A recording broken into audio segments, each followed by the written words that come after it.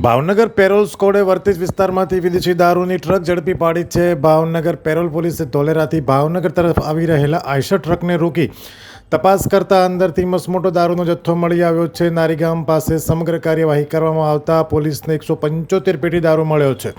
દારૂ અને ટ્રક સહિત કુલ 26.54 લાખનો મુદ્દામાલ કબજે લેવાયો છે। 2 આરોપીઓ હાથ લાગ્યા છે, જ્યારે અન્ય 7 આરોપીઓના સામે ગુનો દાખલ કરવામાં આવ્યો છે।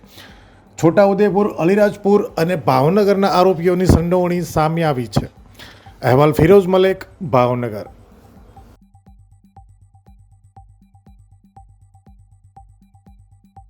અમે તમને આપીશું પણેપણના સમાચાર। જો તમે અમારા નિર્ભય માર્ગ ન્યૂઝ ચેનલને સબસ્ક્રાઇબ કર્યું નથી તો અત્યારે જ નીચે આપેલા આઇકોન બટન પર ક્લિક કરીને સબસ્ક્રાઇબ કરો અને શેર કરવાનું ભૂલશો નહીં।